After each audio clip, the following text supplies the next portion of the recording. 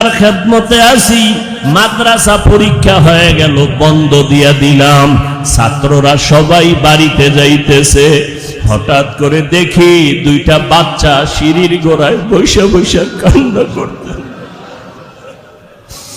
বাচ্চা দুইটা কাঁদে। জিজ্ঞাসা করলাম, সব ছাত্ররা বাড়ি গেল, তোরা কেন যাও না? বাচ্চা দুইটা বলে, হুজুর আমাদের বাড়ি নাই, ঘর নাই, মা নাই, বাবাও নাই, আমরা কোথায় যাব? আমরা বাড়িতে গিয়া কারে মা বলিয়া ডাকবো, কারে আব্বা বলিয়া ডাকবো? আমরা বড় ইতিম। আমাদের চাচা আছে, ওই চাচায় যদি আইসা নেয় তো যাইতে পারবো, না হয় যাওয়ার কোনো জায়গা নাই।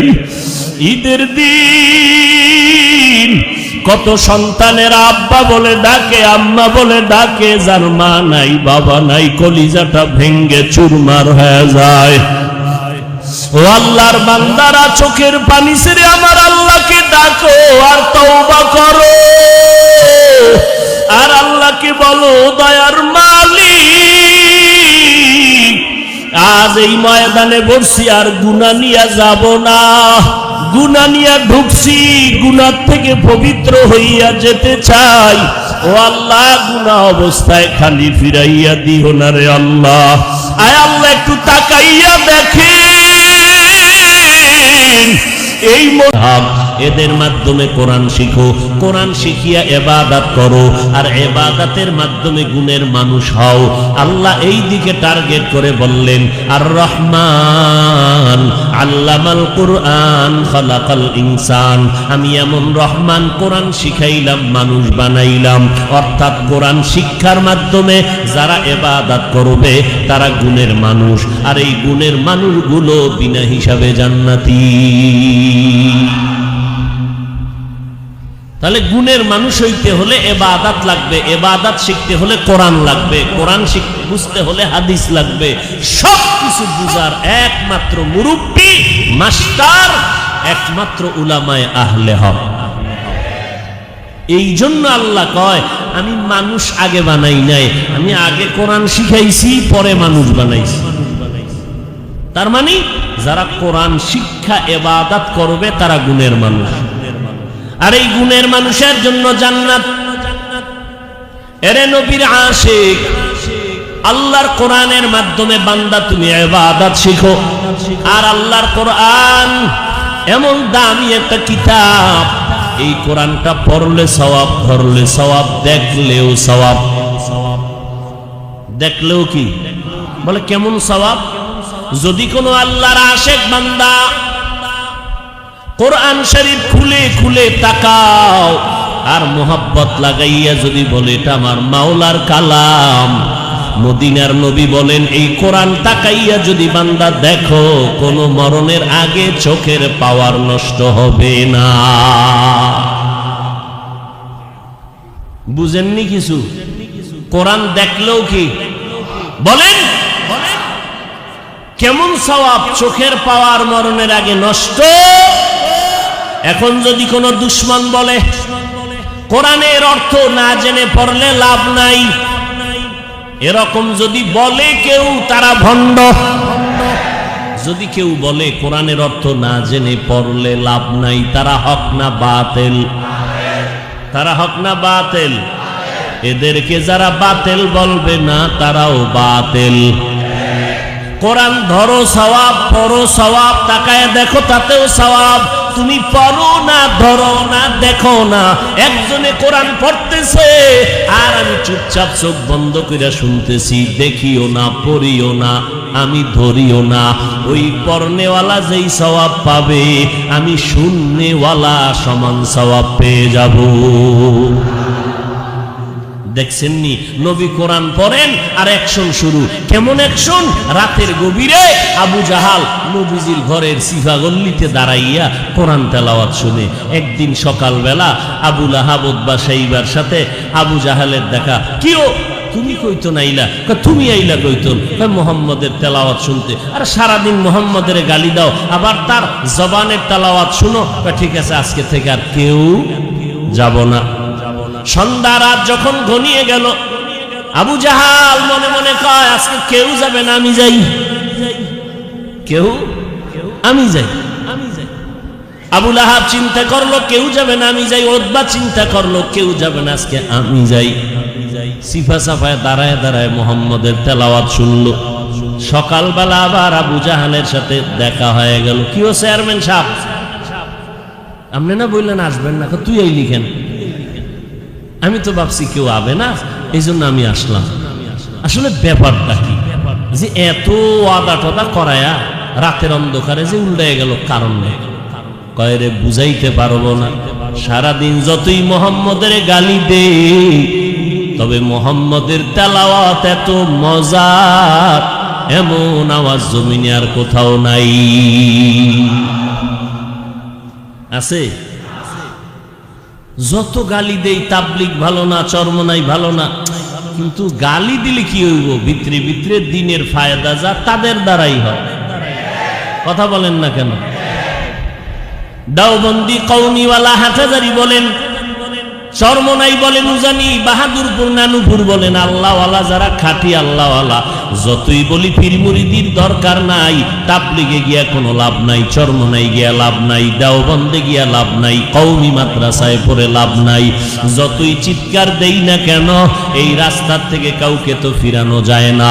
বরং এই রাস্তায় যারা যায়, দাড়িবিহীনওয়ালা দাড়িওয়ালা হয়ে যায়, পর্দাবিহীনওয়ালা পর্দাওয়ালা হয়ে যায়, হারাম খোরেরা হালাল খোর হয়ে যায়, নবীর সুন্নাত যারা চিনে না তারা নবীর সুন্নাত আলা হয়ে যায়। ও আল্লাহর বান্দারা, যতই চেষ্টা করে এরপরও আবার এই বয়ান শুনে হাফিজুর রহমান রে যত গালি দেয়, আবার সিবাগল্লিতে দাঁড়াইয়া বয়ান শুনে আর কয় ওখানে গিয়া লাভ নাই, তাবলিগে গিয়া লাভ নাই। জিজ্ঞাস কর রে বাবা, তোর মোবাইলে কেন তার বয়ান ঢুকায় রাখছো? তুই শুনো না, তোর মায়ে শোনে, নাইলে তোর বুইনে শোনে, না হয় তোর বাবায় শোনে। এমন কোন ফ্যামিলি নেই যেখানে আমাদের কওমিওয়ালাদের বয়ান চলে না। কেউ না কেউ চল শুনতেছে, তাবলিগওয়ালাদের মেহনত চলতেছে, দাওবন্দীদের মেহনত চলতেছে। যতই চালাকি করো, এই চালাকিতে আটকাইতে পারবা না, কারণ আমরা নিজের দল ভারী করার জন্য চিল্লাই না, আল্লাহর মোহাব্বতে মদিনাওয়ালার আদর্শ বানানোর জন্য চিল্লাই।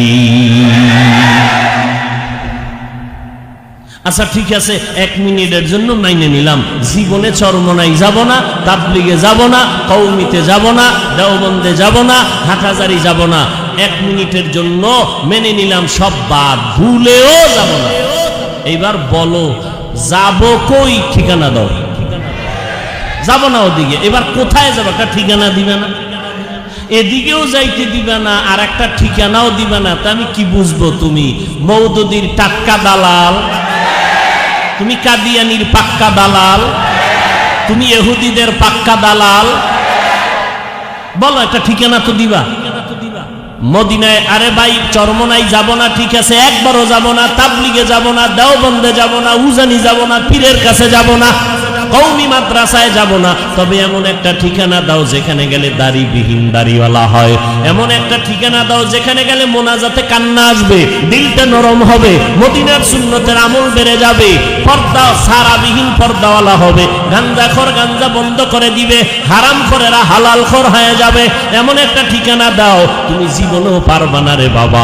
এই সোনার বাংলায় আলাদা কোনো ঠিকানা নাই যেখানে গেলে বেপর্দাওয়ালা পর্দাওয়ালা হবে, বরং এমন বহু ঠিকানা আছে পর্দাওয়ালারা গেলে পর্দা সারা হয়ে যায়। আছে না নাই? এমন উন্নত উন্নত দরবার শরীফ আছে যেখানে আগে টানতো বিড়ি, ওখানে যাইয়া সোহবাত পায় টানে গাঞ্জা। এরকম উন্নত দরবার আছে না নাই? আপডেট আপডেট সব আপডেট। হ্যাঁ, গেলে কোনো ওল্ড মডেল নাই, সব নিউ মডেল। কথা ঠিক নি? কিন্তু বাবা বলো, এই জমিনের মধ্যে আমলওয়ালা বানানোর মিশন এই খাঁটি আল্লাহওয়ালা দেওবন্দির ছাড়া তো আর নাই। তাহলে এরপরে বিরোধিতা কেন? বলে এদের কারণে আমরা আমাদের দুনিয়ার দালালি ঠিক করে আগাইতে পারি না, এদের কারণে আমরা আমাদের উদ্দেশ্য হাসিল করতে পারি না। আল্লাহ হেদায়াত দান করুন। এরে আল্লাহর বান্দা, ভালো করে শুনো, আল্লাহর ইবাদত করো নবীর তরিকায়, আর কারো তরিকায় ইবাদত হবে না। এই যে এতক্ষণ আপনাদের বয়ান শুনাইলাম, সারাটা দেশ ঘুরে চিল্লাইয়া বয়ান করি, একবারও তো বলি না চরমনাই না গেলে গুনাহ হবে, কওমিতে না পড়লে গুনাহ হবে। একবারও তো বলি না যে বাবা তাবলিগে না গেলে গুনাহ হবে। তুমি যেই লাইনে থাকো, কথা মাত্র দুইটা, জীবনে যতদিন থাকবো বেঁচে, ও বান্দা গোলামি করব আল্লাহর, আদর্শ মানব মদিনা। গোলামি কি চরমনাই? কার গোলামি? আল্লাহর গোলামি করব নবীর তরিকায়, আর আল্লাহর গোলামি নবীর তরিকা মেনে চলবো। এই লাইনে যারা থাকবে তারা আমাদের বন্ধু, তারা আমাদের আপন। আর এই লাইনে যারা চলবে না তারা আমাদের আপন হতে পারে না। এরে নবীর উম্মতের দল, আল্লাহর মোহাব্বত নিয়া এখনো সময় আছে, ইবাদতের জন্য তৈরি হয়ে যাও। আল্লাহ বলেন কোরআন শিখার মাধ্যমে বান্দা ইবাদত করো। ওই কোরআনটা মক্তবে বাচ্চারা পড়তো, এখন এমন বেঈমানের চক্রান্ত যে সকালবেলার মক্তব্য নাই। এসপি সাহেব কয় হুজুর আমিও কিন্তু কোরআন পড়া জানি। আমি কি আপনি এসপি হইলেন, পড়লেন কই? কই যে সকালবেলা কি মক্তবে পড়া রাখছিলাম। ডিসি সাহেব বলে হুজুর আমিও কোরআনটা শিখছি। কেমনে? কলেজে না, ভুলেও না, ওখানে কি কোরআন আসেনি? কথা কোথায়? বলে মক্তবে। সারা দুনিয়ার বেঈমান চক্রান্ত করে দিল, যদি বলি মক্তব বন্ধ করে দাও ফিডাফিডি শুরু হয়ে যাবে। মক্তব বন্ধ করে দাও বলা লাগবে না, মক্তবে পড়ে লাভ নাই বলা লাগবে না। এমন চক্রান্ত কইরা আর একটা লেখাপড়ার প্রতিষ্ঠান দাঁড় করাইলো। মুয়াজ্জিন আযান দিতে উঠবে, আম্মাজান বাচ্চাকে কেজিতে পাঠাবার জন্য উঠবে। কথা ঠিক নি? ওখানে গিয়া পড়বে শরতে অজগর সারায়াতে আফা। কি যায় না পড়তে? এরপরে পড়বে হামটিমা টিম টিম খারা দুইটা সিং, তারা মাঠে পারে ডিম। পড়েনি? সিংওয়ালা জানোয়ারে ডিম দেয়নি, তাহলে এটা মিশা কথা না?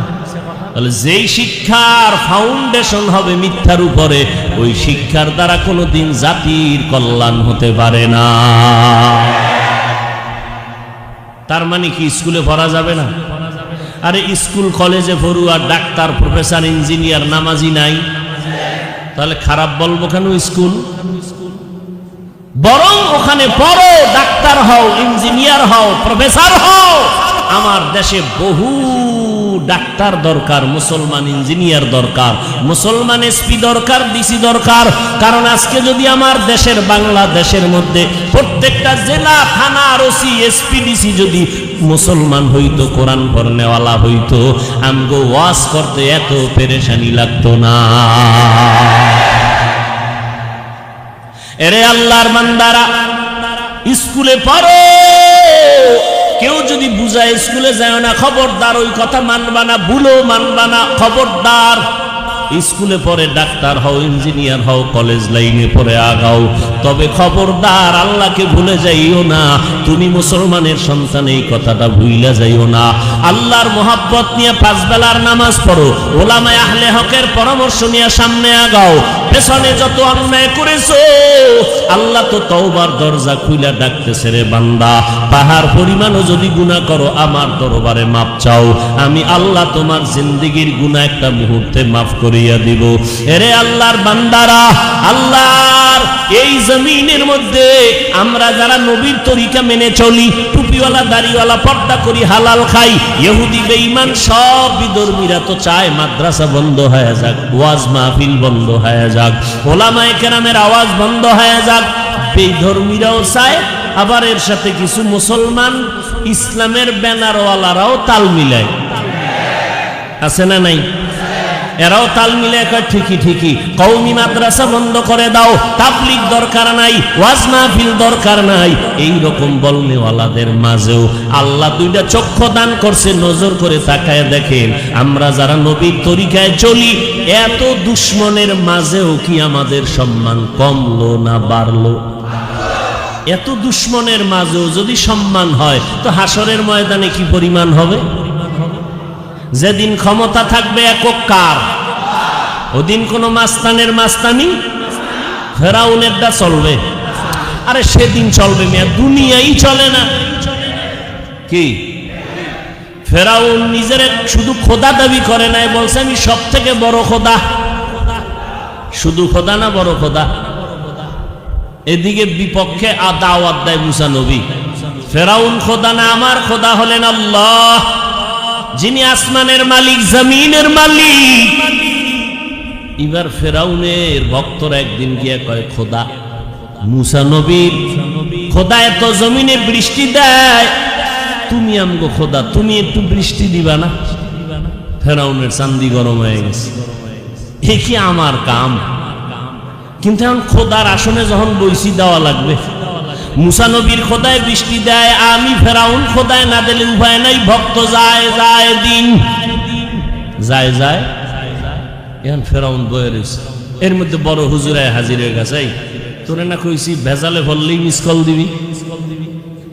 কারণ যত আকামের বুদ্ধি আমার কাছে। কি সমস্যা? কই যে মুসার ভক্তরা বৃষ্টি পাইছে খোদাতে, আমি যে খোদা, আমার ভক্তরাও বৃষ্টি চায়। কত আদা দে, কালকে 10টায় হবে। কই ভাম? হে চিন্তা আমার, তোমার না, তুমি অদা দিয়ে দাও। ফেরাউন ঘোষণা দিল, আগামীকাল 10টায় আমার পক্ষ থেকে বৃষ্টি হবে। অদা তো দিছে, ঘুম আসেনি। ফেরাউনের মাথা গরম, কালকে 10টায় বৃষ্টি না দিলে আমার উপায় কি? চেয়ারের পায়া গুড়া কইরে ফেলাইবে, আমার ভক্তরা তক্তা বানায় দিবে। ঠিকই ঘুমায় না। মিস্টার ইবলিস ঠিক টাইম মতো উপর ওইটা মেঘের সুরাত দইরা প্রস্রাব করে দিছে। যখন দিছে না, প্রস্রাব জমিনে ভইরা ফসল বাড়ছে না কমছে? এক ভক্ত জিব্বায় লাগায় দেখে টাটকা লবণ। ফেরাউনের ভক্ত ডাক দিয়া কয়, ও খোদা, মুসার খোদায় যে বৃষ্টি দেয় এটা দিয়ে মিষ্টি লাগে, তোমার বৃষ্টি মিষ্টি কেন, এই লবণ কেন? কয়টার জব দিব 2 দিন পর। ইবলিস কয় না, একটু পরেই দিয়া দাও, বলো যে নতুন ক্ষমতায় বইছি তো, আস্তে আস্তে ঠিক হয়ে যাবে। সেই ফেরাউনকে আল্লাহ পাক ধ্বংস করার জন্য ফেরেশতা পাঠাইছেন। লোহিত সাগরের মধ্যে চুবাইয়া ফেরাউনের ধ্বংস করে দিলেন আমার আল্লাহ। তাহলে দুনিয়াতে যত নেতা খাতা দেখো, টাকার গরম বাহাদুরি দেখো, এরা দুনিয়াতেই টিকে না, পরকালে কেমনে টিকবে? দেখছেননি কারবার? এই যে এত গজব, ফাঁকে ফাঁকে 2-1টা ঠাডাও পরে, কিন্তু এই যারা দুর্নীতি করে, মানুষ মারে, এক উপরে পড়ে না, পরে বড় বড় সন্ত্রাসী না, এরা পড়ে না কেন? এরা যদিও সন্ত্রাসী করে, কিন্তু গোপনে গিয়ে আবার খাঁটি আল্লাহওয়ালারে হাদিয়া দেয়, দোয়া নেয়। বিশাল এক জায়নামাজ বগলের তলে নিয়া ওই গুলশান আজাদ মসজিদের সিফাই গিয়া নামাজ পড়ে, বড় সন্ত্রাসী। আরে একদিন দেখি উজানির ময়দানে বয়ে রয়েছে। কি ব্যাপার আপনি? এখন ওই যে দেখেন না, এখন তো মিডিয়ায় সব দেখা যায়, কি সুন্দর বক্তব্য দেয়, টুপি একটা মাথায় দিয়ে। আল্লাহ ধরবে যে এদের সাথে আলেমের সম্পর্ক একটু আছে। হাদিস শরীফে নবী বলেন, কিয়ামতের ময়দানে এক আল্লাহর গোলামের ফয়সালা হবে, জাহান্নামে নিয়ে যাও। আল্লাহ বলবে, রে জাহান্নামের হ্যান্ডকাপ লাগাও। বান্দা যখন জাহান্নামের দিকে যাবে, পিছে বারবার পেছনে তাকাবে। আল্লাহ কয়, ফেরেশতা দাঁড়াও, এই বান্দাটা পেছনে তাকায় কেন? বুঝতেছি আমার রহমত চায়, এবার আমি রহমত করব। বাহানা দরকার, রাস্তা দরকার। দেখুনি ওই বান্দা কোনো ইলম শিখছেনি, ফেরেশতারা আমলনামা তালাশ করে দেখবে কোনো ইলম শেখে নাই। বলে ইলমওয়ালার সাথে সম্পর্ক আসেনি, আলেমের সাথে খুঁজে দেখবে, কয় না আল্লাহ নাই। তো কি করার? তাহলে আলেমের সাথে সম্পর্ক নাই। আচ্ছা দেখো তো, তার এমন কোন বন্ধু আসেনি যেই বন্ধুর সাথে আলেমের সম্পর্ক? এবার ফেরেশতারা তালাশ করে দেখবে, হ্যাঁ ওই বান্দার একজন বন্ধু আছে, যেই বন্ধুর সাথে কোরআনওয়ালার সাথে সম্পর্ক। আল্লাহ কইবে, আয় আয়, আমার কোরআনের সম্পর্কের নিসবতের কারণে যাও, আমি আজ জান্নাতে পাঠায় দিলাম। কাদের কুদরত দারি বর কামাল, আনতা রব্বি আনতা হাসবি জুল জালাল। এরে নবীর উম্মতের দল, আজকে আমি নিজেরে মনে করি আমার মতো বড় বক্তা বাংলাদেশে কেউ নাই, আমার মতো বড় প্রিন্সিপাল কেউ নাই, আমার মতো বড় মুফতি। সন্তান অন্যায় করিয়া যদি মায়ের কাছে গিয়া কান্না করে, মায়ের দয়া না হইয়া পারে না।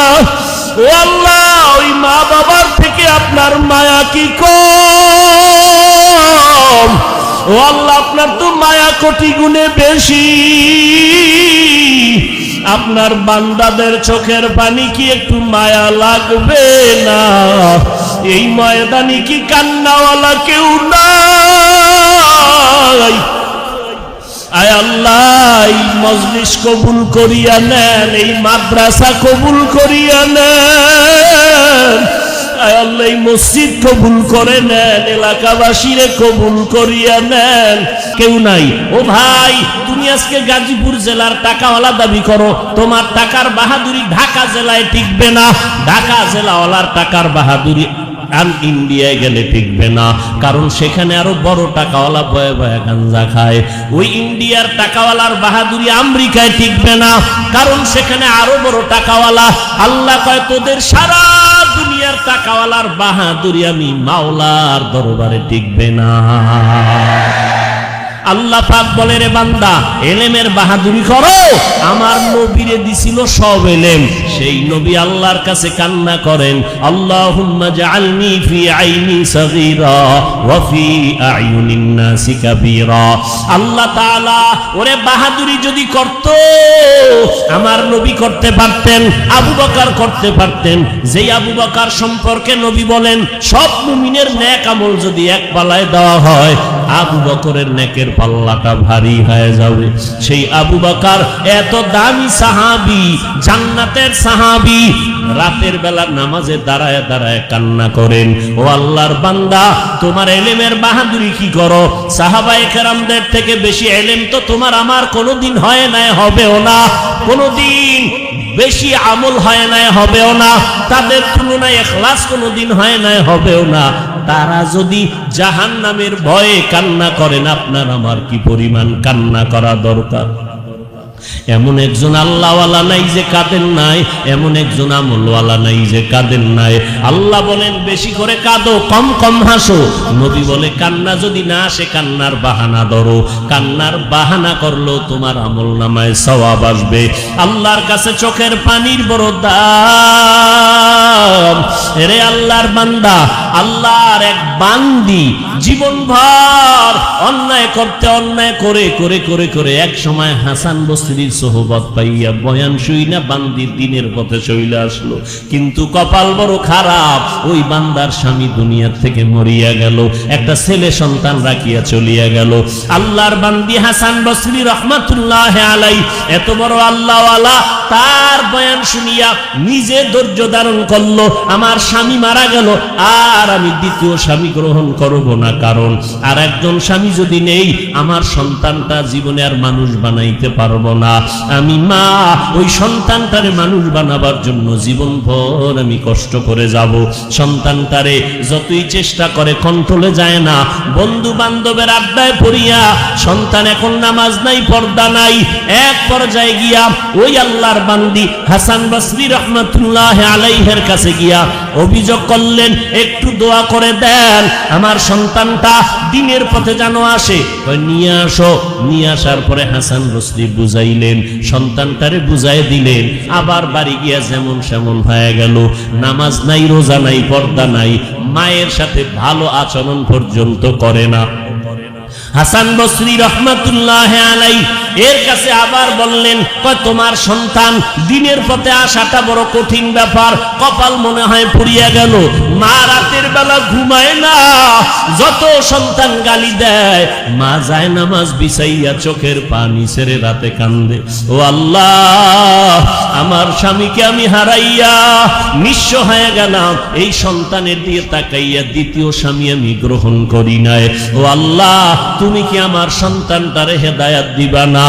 এক পর্যায়ে সন্তান নেশা পান করিয়া এতটা দুর্বল হয়ে গেল, একদিন বাচ্চাটা সন্তান বিছানায় অসুস্থ হয়ে পড়ে গেল। এইবার হাসান বসরির দরবারে চলে গেল। সন্তানটা নাই নাই যায় যায় অবস্থা, মরে যাবে। গিয়া কয়, হযরত আমি আপনার ওই বান্দি আপনার বয়ান শুনিয়ে যে স্বামী ছেড়ে দিলাম, নতুন স্বামী নিলাম না, সন্তানের জন্য দোয়া চাইলাম, আমার সন্তান মনে হয় আর বাঁচবে না।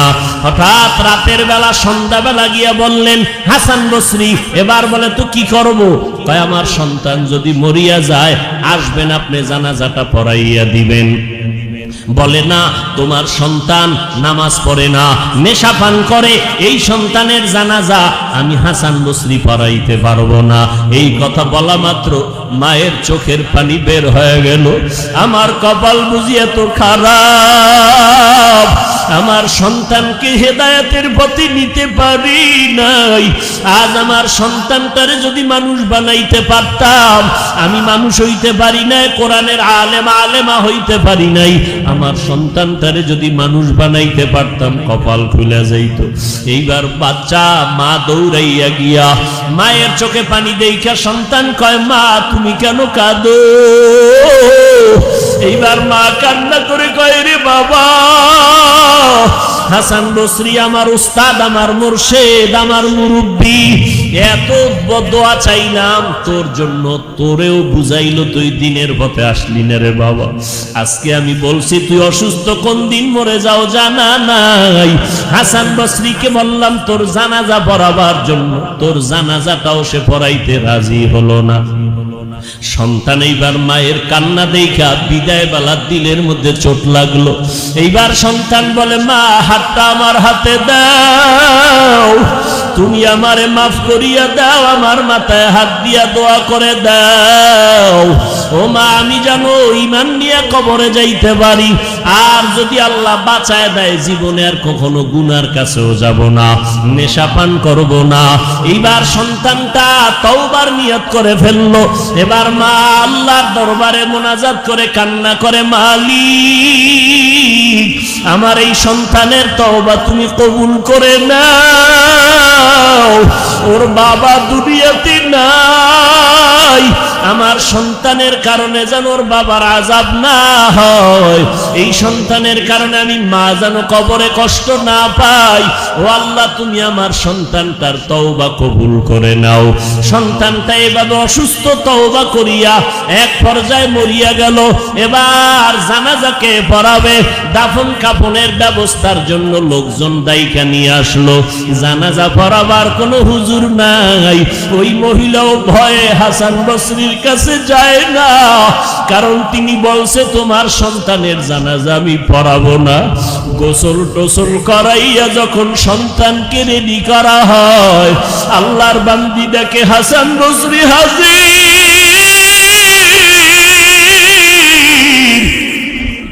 সন্তানের জানাজা রেডি হয়ে যাবে, জানাজা পড়ানোর ইমাম নাই, হাসান বসরি হাজির হয়ে গেলে আল্লাহর বান্দি ডাক দিয়ে কয়, আমার মুর্শিদ, আপনি আমার সন্তানের জানাজা পড়াবেন না, আপনি বলছেন আমার সন্তানের জানাজা আসবেন না, আমার সন্তান জাহান্নামী গুনাহগার, আপনি হঠাৎ কইরা কিভাবে জানাজায় আসছেন? হাসান বসরি কয়, গত রাতে আমি ঘুমের ঘরে স্বপ্নে দেখতেছি মদিনাওয়ালা নবী আয়েশা ডাক দিয়ে কয়, রে হাসান,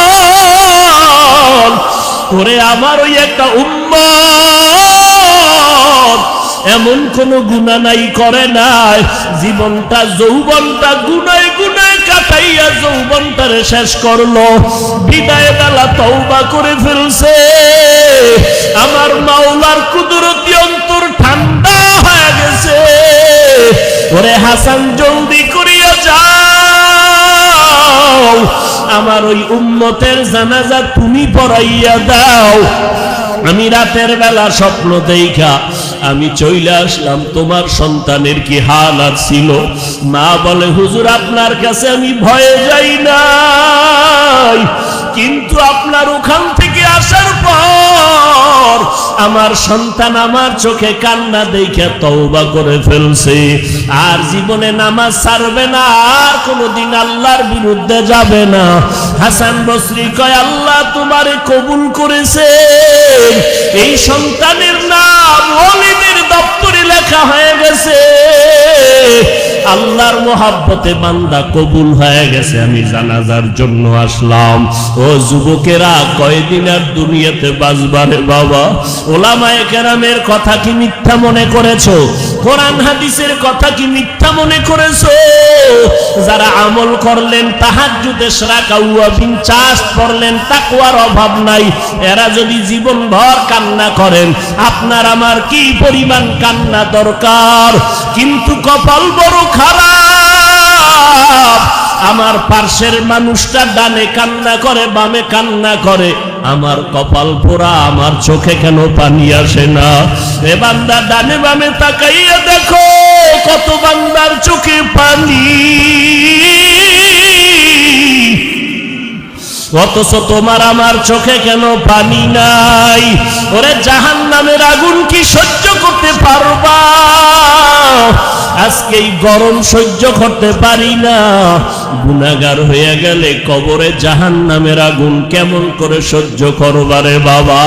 ও যুবকেরা, চাকরি করো, ব্যবসা করো, লেখাপড়া করো, বাধা নাই, মা বাবার দোয়া নিয়ে এখনো সময় আছে, ওই যুবকের মতো তওবা করে নাও, মনে মনে ডাকো আর বলো, হে মালিক, এই মজলিসে আমার মতো গুনাহগার কেউ নাই, এই হাতের দ্বারা কত গুনাহ করেছি, জবানের দ্বারা কত গুনাহ করেছি, এই চোখের দ্বারা, অন্তরের দ্বারা কত অন্যায় করেছি, ও আল্লাহ, মা বাবার সাথে কত বেয়াদবি করেছি, ওলামায়ে কেরামের সাথে কত বেয়াদবি করেছি, ও আল্লাহ, আমার বুঝি জাহান্নাম ছাড়া উপায় নাই।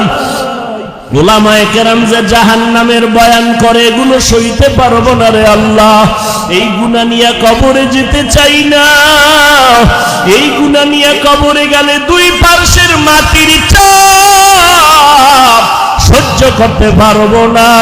ও আল্লাহ, মরণ থেকে পালাবার উপায় নাই, একদিন তো মরণ হবেই হবে।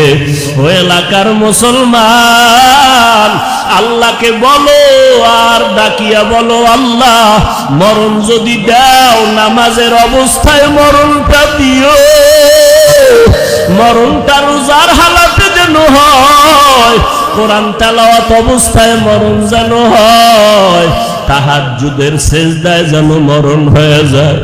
আজরাইল যদি পাঠাও, আইসা যেন দেখে আমি নামাজে দাঁড়াইছি, আজরাইল আইসা যেন দেখে আমি মাওলার কোরআন তেলাওয়াত করতেছি, আজরাইল আইসা যেন দেখে না আমি গীবতে শামিল, আজরাইল আইসা যেন দেখেন আমি গুনায় লিপ্ত, আমি ঝগড়ায় লিপ্ত, আমি গালাগালিতে লিপ্ত। এই অবস্থায় যদি আজরাইল পাঠাইয়া দাও, এমন অবস্থায় আমার রূহটা ধরিয়া যখন টান দিবে, আমার রগগুলো ছিঁড়িয়া যাবে, আমি কবরের বাসিন্দা হইয়া আযাব সহ্য করতে পারবো না। ও আল্লাহর বান্দারা, চোখে পানি না আসলে কাঁদো আর বাহানা করো, আর আল্লাহকে বলো, আল্লাহ, কপাল এত পুড়িয়া গেল, চোখে কেন পানি নাই? সাহাবায়ে কেরাম যদি কান্না করে, আমার কান্না কেন হবে না? ও আল্লাহ, কান্নাওয়ালা চক্ষু দান করেন, কান্নাওয়ালা চক্ষু দান করেন। ও আল্লাহর বান্দারা, ডানে বামে দেখো কার চোখে পানি, হাতটা বাড়াইয়া পারলে দোয়া নাও, আর বলো, কান্নাওয়ালা ভাই, একটু দোয়া করবেন, আমার কপাল বুঝি পুড়িয়া গেছে।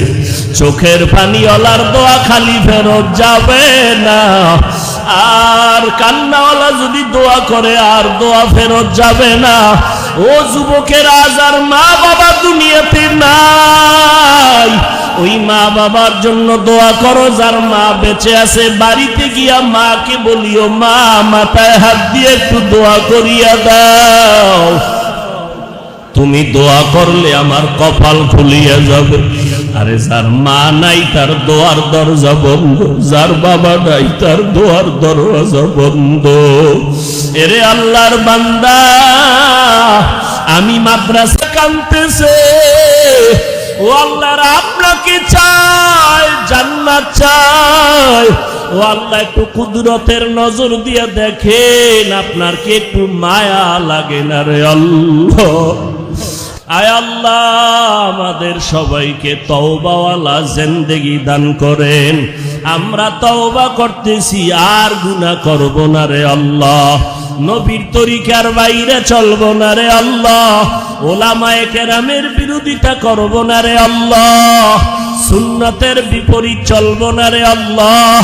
মা বাবার সাথে বেয়াদবি করব না রে আল্লাহ। আয় আল্লাহ, আমাদের সবাইকে আপনি তওবাওয়ালা জিন্দেগি দান করেন। ও আল্লাহর বান্দারা, যদি তওবার নিয়ত থাকে, দুইটা হাত আমার আল্লাহকে দেখাইয়া দাও। আয় আল্লাহ, আমাদের হাতগুলো কবুল করে নেন, আমাদের তওবা কবুল করে নেন। তওবার উপরে মজবুত হইয়া চলার তৌফিক দান করেন, আমিন। আল্লাহ আমাদের সবাইকে কবুল করে নেন। তওবার উপরে যেন মরণ পর্যন্ত মজবুত থাকতে পারি, তৌফিক দান করেন, আমিন। আল্লাহ সবাইকে কবুল করেন। ভাইরা আমার, এই মাদ্রাসা আমার কলিজার বন্ধু মুফতি রেদওয়ান রফিকি দামাত বারাকাতুহুম, মাদ্রাসা মাহফিল আপনারা জানেন, সবকিছু অনেক আয়োজন করেছেন, মাঠে করার প্রস্তুতি